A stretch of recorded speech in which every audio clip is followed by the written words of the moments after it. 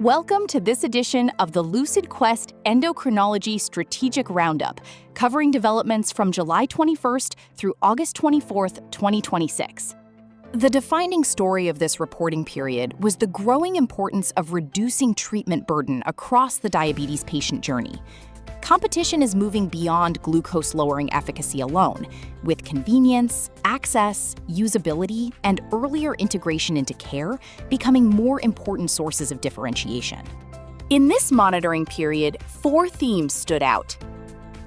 The first was the rising value of convenience in insulin and injectable therapy. NICE recommended Eli Lilly's once-weekly Onswick, while European authorizations involving Stevanato Group's Alina pen platform highlighted the role of delivery design. Strategically, when clinical outcomes are comparable, fewer injections and easier administration may influence treatment acceptance, caregiver burden, and commercial positioning. The uncertainty is whether these benefits will translate into meaningful differentiation once pricing, reimbursement, prescribing behavior, and real-world persistence are considered.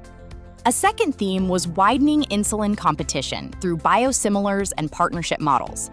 FDA approval of Garzoulis adds another rapid-acting insulin option, but the broader signal is organizational.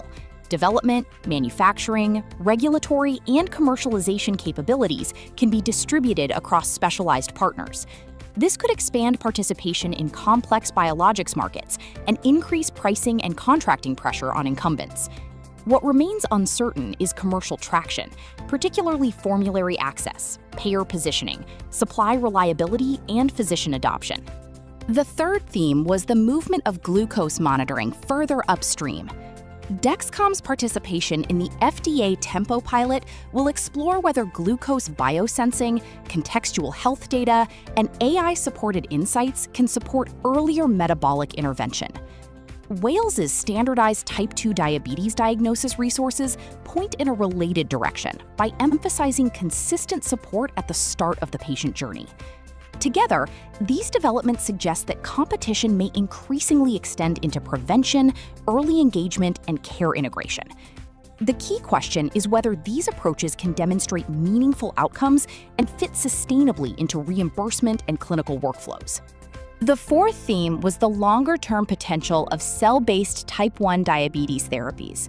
Rice University's localized IL-10 research targets a central barrier to cell replacement, protecting implanted insulin-producing cells without systemic immunosuppression.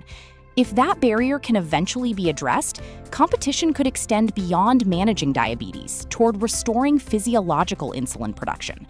But this remains preclinical, with human safety, durability, scalability, and manufacturing feasibility still to be established.